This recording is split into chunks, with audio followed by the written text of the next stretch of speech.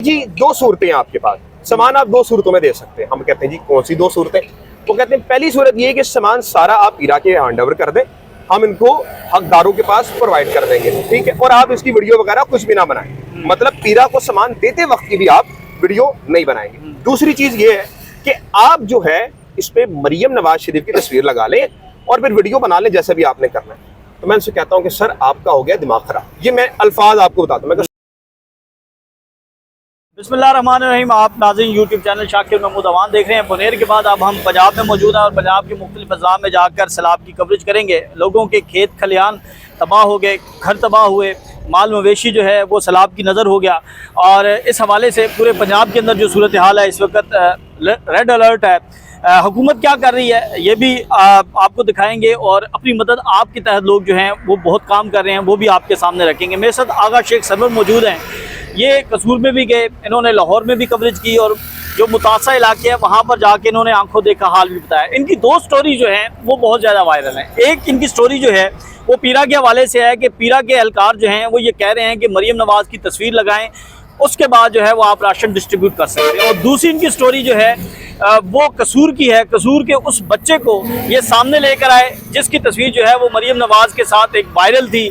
School के Sunday के दिन वो स्कूल था। ये सारी चीज़ें जो है वो इन्हीं से हम जानते हैं। सबसे पहले शेख साहब जो आपकी स्टोरी वायरल हुई वो थी पीरा एहलकारों की, तो आप ये बताएं कि ये मामला था क्या और किस तरह आप ये साबित कर सकते हैं कि पीरा एहलकार जो हैं वो ये बात कर रहे थे, वो ये कह रहे थे कि मरियम नवाज़ की तस्वीर होगी तो फिर जो है वो आप डिस्ट्रीब्यूट कर सकते हैं राशन या कोई भी चीज़। सबसे पहले तो बहुत शुक्रिया, you are the unsung hero. जो बुनेर गए, हसनैन भाई, चौधरी उस्मान साहब, फिर उसके बाद आप लोग पंजाब में आपने जिस तरह कवरेज की, कपड़े गंदे करके जिस तरह आप लोग कर रहे हैं। अब आते हैं आपके सवाल की तरफ कि किस तरह मैं साबित कर सकता हूँ। तो देखिए जी, साबित करने पर मैं मरियम औरंगजेब को खुद दावत देता हूँ। ठीक, मैं उनके किसी भी 4 साफियों को खड़ा कर लें जो उनके साफी हैं उनको खड़ा करता हूँ और फिर उनको लेके जाता हूँ सैलाब मुतासरीन के पास जो उस वक्त वहां पर मौजूद थे और कहता हूँ कि जाके आप इंटरव्यू करके आजादाना सवाल करें और पूछिए उनसे। हम भी वहां खड़े होते हैं, हम दोनों, और हम चैलेंज करते हैं 4 उनके सहाफी आ जाएं, उस्मा बुखारी खुद भी आ जाएं और हम उन्हें सैलाब मुतासरीन के घर लेके जाते हैं और उनसे वो पूछें कि क्या ये वाकया हुआ या नहीं हुआ। ये वाकया हुआ कैसे? जब हम लोग सैलाब मुतासरीन की कवरेज कर रहे थे, इतना पानी था, उमर दराज गोंदल भाई भी वहां पे मौजूद थे, 2-4 और मीडिया वाले भी मौजूद थे। हमने जब वहां पर कवरेज की है तो कवरेज के दौरान हमें पता लगा कि लोगों के घरों में एक चीज भी रही नहीं है, खाने के लिए उनके पास चीजें नहीं है। मैंने जब लोगों से बात की तो मेरा गयूर पंजाबी था जो किसान है, जमींदार है, उदरावी की बेल्ट पे रह रहा था, उसने कहा कि जब हमने बोला कि जी हमारा नुकसान पूरा करें तो हुकूमत कह रही है तो आप तो कब्जा माफी हैं, तो इनको क्यों उस वक्त ख्याल नहीं आया जब हमारा ये मीटर लगा रहे थे बिजली का? उनको ये तब क्यों ख्याल नहीं आया जब ये हमसे टैक्स लेने के लिए आते? उनको ये तब ख्याल क्यों आ रहा है कि जब हमारे घर उड़ गए आप कह रहे हैं जी कब्जा माफ किया? ये जान छुड़वाने वाली चीज थी। लोगों ने हमसे बात की कि भाई हमारे पास कुछ भी नहीं है, हम लोग नहीं चाहते कि हम लाइनों में लग के खाने लें, खुददार लोग हैं हम लोग, हम रोजी कमा के हलाल कमाने वाले लोग हैं।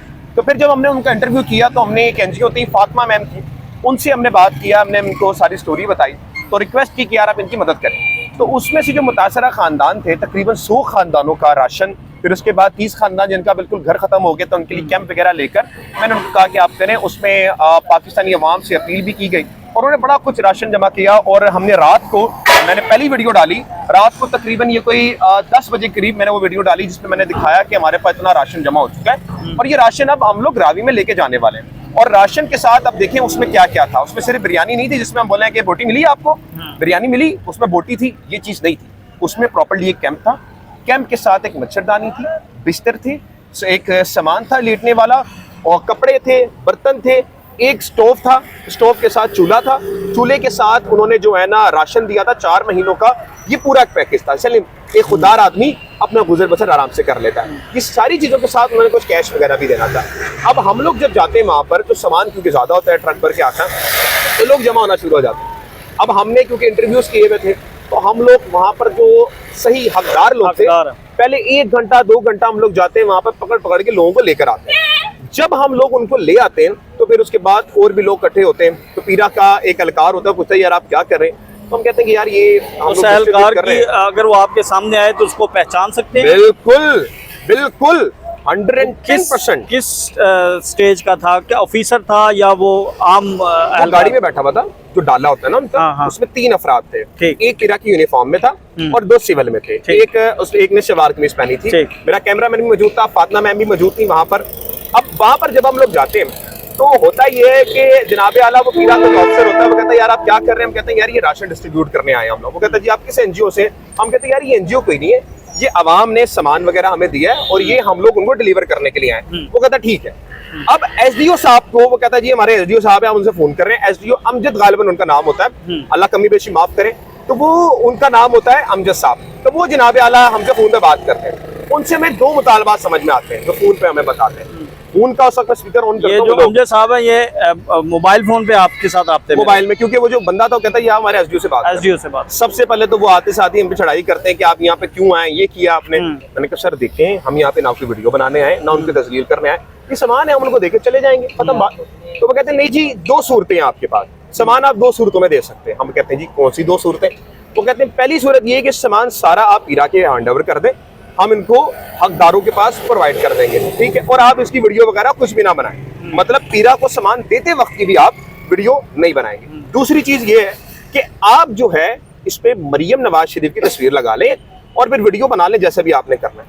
तो मैं उनसे कहता हूं कि सर आपका हो गया दिमाग खराब। ये मैं अल्फाज आपको बताता हूं, मैं कहता सर ये आप बेवकूफ़ी वाली बात कर रहे हैं। जिन लोगों ने पैसे दिए हैं, जिन लोगों ने ये दिए हैं, जब वो वीडियो देखेंगे हमारा सामान ऐसे जा रहा है तो वो क्या हम पे गुस्सा नहीं करेंगे? मैं कहता सर माजरा, कहता जी हम आपको अरेस्ट कर लूंगा मैं यहाँ पर। मैं उनसे ये कहता हूँ कि अगर ये बात है तो आप मुझे अरेस्ट कर लें वहां पर। उनसे मेरी ये बात डिस्कशन चल रही है अभी, तो वहां पे सलाम मुतासरीन मुझे जो वहां पर मैं जिनके पास गया था वो कहते हैं कि सर आपको तो अरेस्ट कर लेंगे और आपके लिए तो मसला नहीं बनेगा, लेकिन जितने मुतासरीन हैं उनको फिर ये हरासा करेंगे। तो मेरी आपसे रिक्वेस्ट है कि आप यहाँ से चले जाएं।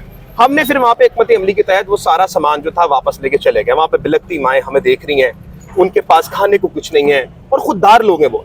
मैं इसमें 3 लोगों को अप्रिशिएट करना चाहूँगा। मैं ला इलाहा इल्लल्लाह मोहम्मद रसूलुल्लाह, इन्होंने मुझे ना कोई पैसे दिए ना इन्होंने मुझे कोई इस चीज़ में क्या कहते हैं मुझे बोला कि इनका नाम लो। ला इलाहा इल्लल्लाह मोहम्मद रसूलुल्लाह पहला जनाब जो पाकिस्तान तहरीक इंसाफ की वो जो तंजीम थी जो वहाँ पर काम कर रही, फिर उसके बाद हाफिज सईद साहब की तंजीम, एक मरकजी मुस्लिम लीग और जो भी उनके साथ काम कर रहे हैं, बेहतरीन काम किया इन्होंने, बेहतरीन काम किया। जबकि मेरे अख्तिलाफात भी आपको पता है हाफिज सईद साहब से, लेकिन जिस तरह से सलाम मुतासिरीन के साथ वो खड़े हुए कोई नहीं खड़ा हुआ। फिर तीसरी तहरीक लब्बैक पाकिस्तान, वो लोग घरों में जाके झाड़ू तक लगाइए। अब आप ये देखें उन लोगों ने भी काम किया वहां पर आके, और जब मैंने उनसे बात की है तो उन्होंने भी बताया कि देखिए जी हम लोग जो काम कर रहे हैं, हम लोग खाना डिस्ट्रीब्यूट कर रहे हैं, जो भी करना है हम लोग सामान वगैरह लेकर आ रहे हैं, उनका बड़ा डिस्ट्रीब्यूशन है। तो मैंने वो भी वहां पर उस वक्त वहां पर मौजूद थे जो वहां के हाफिज सईद साहब के जो जमात के लोग थे। आपका नाम लिए बगैर जो है वो सूबाई वजीर या आप जैसे या हमारे जैसे यूट्यूबर्स को वो मुखातिब होकर कह रही थी कि ये लोग जो हैं, ये यूट्यूबर्स जो हैं, ये पहले किसी भी शख्स का इंटरव्यू करने से पहले उसको बताते हैं कि आपने ये बोलना है। अच्छा, फिर एक कसूर वाला मामला भी है, आपने बच्चों का इंटरव्यू किया था, वो बच्चे जो हैं क्या मरियम नवाज़ के उस स्कूल के अंदर वो जब वो बताया गया वो गए, और फिर इसके अलावा और क्या इन्फॉर्मेशन आपके पास? कुछ तो आपने ऑन रिकॉर्ड बता दी है जो कैमरे के सामने आएगी। देखिए कसूर वाला जो मामला था ना वो मजबूरी डिफरेंट है। कसूर में जब हम लोग गए तो वहाँ के मुकामी बंदे के साथ मैंने कहा कि जी आप मुझे लेके जाए जहाँ पर ये मुतासरीन है। जब मैं वहाँ पर गया हूँ तो वहाँ पर बहुत से लोग खड़े हुए थे, वहाँ पे 2 बच्चे खड़े हुए थे। अब 2 बच्चों के पास मैंने जाके पूछा था, सवाल मेरा सुने, सवाल मेरा क्या था? सवाल मेरा ये था कि आपके पास राशन पहुंचा या नहीं पहुंचा, मदद पहुंची, इमदाद पहुंची? तो बच्चों ने इमदाद वाले सवाल से कहा कि हम पे कोई नहीं पहुंचा, गालिबन ये हमें कल स्कूल लेके गए, इन्होंने मुझे बैठा के रखा है, तो फिर वहां पर ये भी चीज नहीं पहुंची। मतलब कि मेरा सवाल दूसरा था, उन्होंने इसमें ऐड किया। फिर मैंने बच्चों को पूछा, फिर मैंने जोर दिया बच्चों को कि बेटा आपको कौन लेकर गया था वहां पर? मैंने बोला कि हुकूमती नुमाइंदे, और बच्चा रुका। बच्चे ने बोला है कि नहीं हुकूमती नुमाइंदे नहीं थे। फिर बच्चे ने कहा है कि हुकूमती नुमाइंदे नहीं, ये पुलिस वाले थे जो हमारा ये बाजू पकड़ के हमें जबरदस्ती लेकर गए और कहा कि खाना मिलेगा बच्चों, और जब हम बैठ गए तो हमें खाना नहीं मिला। ये 2 बच्चे थे, दोनों बच्चे कहते और मैं कलमा हक पढ़ने के लिए तैयार हूँ, ला इलाहा इल्लल्लाह मोहम्मद रसूलुल्लाह। मैंने उन बच्चों को एक लफ्ज़ भी नहीं बोला, सीधा उनके पास माइक लेके गया और मैंने माइक से सवाल किया। वहाँ पर ब्रिक्स नामी एक तंजीम थी जो वहाँ पर राशन डिस्ट्रीब्यूट कर रही थी। वो लोग इस चीज़ के गवाह हैं कि मैंने किसी एक फर्द से बात नहीं की, जाके सीधा उनसे बात की, ये माइक आगे की, उन्होंने बात बताई। सहाफ़ी आईना दिखाता है, आईने को जिस तरह से आपकी शक्ल अगर बदनुमा है, खूबसूरत है, आईने में आपको वही दिखेगी। हम लोग आपकी तस्वीर सिर्फ ये बता रहे हैं, हम लोगों को पूछ रहे हैं भाई क्या हो रहा है। अब अगर आज मैं यहाँ पर हाफिज सईद साहब की तंजीम ने लगाया हुआ है, मैं जाके पूछूंगा और हाफिज सईद साहब की तंजीम ने जो काम किया हुआ है, तो वो लोग जाके हाफिज सईद साहब की तारीफ करेंगे कि यार ये लोग हमारे पास आए। हुकूमत नहीं आई तो वो क्यों बोलेंगे भाई? वो तकलीफ में लोग हैं, वो झूठ क्यों बोलेंगे? या वो मेरी बात लास्ट में ये बताइएगा कि इस वक्त आप क्या समझते हैं कि लोगों को किन चीज़ों की ज़्यादा ज़रूरत है? कहाँ पर जो है वो इमदादी टीमें हुकूमत की या फलाही तंजीमें जो हैं वो नहीं पहुँच सकी?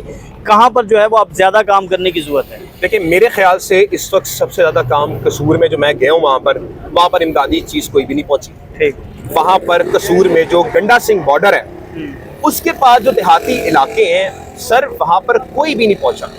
वहाँ पर ना कोई रिलीफ कैम्प है, और वो लोग कह रहे हैं कि हम लोग 3 दिन से चने खाने पे मजबूर हो गए। जो मेरे इंटरव्यूज पे उन्होंने बात की, उन्होंने बताया है कि वहाँ पर हम लोग किस तरह रहने में मौजूद है। मतलब कि ये कैंप है, आपके पास पीछे जाके देखें तो बड़ा अच्छा कैंप बना हुआ है। वो क्या कर रहे हैं, एक शॉपर का एक उन्होंने रखा हुआ है, शॉपर जो पेपर होता है उसके उन्होंने कैंप लगाए हुए। जब हमने वीडियो बनाई है, बेचारी माएँ बहनें दुपट्टा उनका उतरा हुआ है, चरपाई में बैठी हुई है वो, और वो बता रहे हैं कि हम लोग भी भीख मांगने वाले लोग नहीं है। ये लोग आगे तस्लील करके हमें बिरयानी देते हैं, हम कोई भीख मांगने वाले लोग हैं?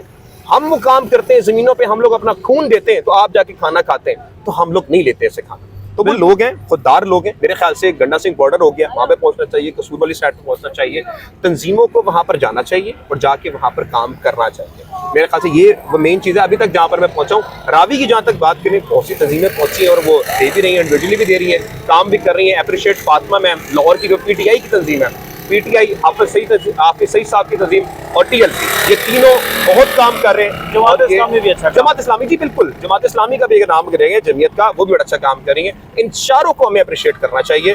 जो लोग यहाँ पर काम कर रहे हैं वेल अप्रिशिएट है। मैंने जो देखा है, इन्हीं लोगों को देखा है, इनके अलावा किसी को। Thank you. हमारे साथ आगा शेख सरवर मौजूद थे। हमने 2 चीज़ें जो थी वो इनके साथ क्लैरिफिकेशन मिली, और इनकी राय में जो कसूर का एरिया है वो बहुत ज़्यादा मुतासर है और वहाँ पर जो है वो तंजीमें नहीं पहुँच सकी हैं। इसके साथ साथ झंग के अंदर जो है वो सूरत हाल जो है वो इंतहाई जो बताई नहीं जा सकती। फिर उसके बाद अगर हम बात करें नारोवाल की, वज़ीराबाद की, गुजरात की, ये तमाम इलाके जो हैं वो बहुत ज़्यादा मुतासिर हुए हैं, और हम कोशिश करेंगे कि हम इन तमाम इलाकों में जाएं, लोगों से बात करें और हम भी इस कार्य खैर में अपना हिस्सा डालें। हमें इजाज़त दें। अल्लाह हाफ़िज़।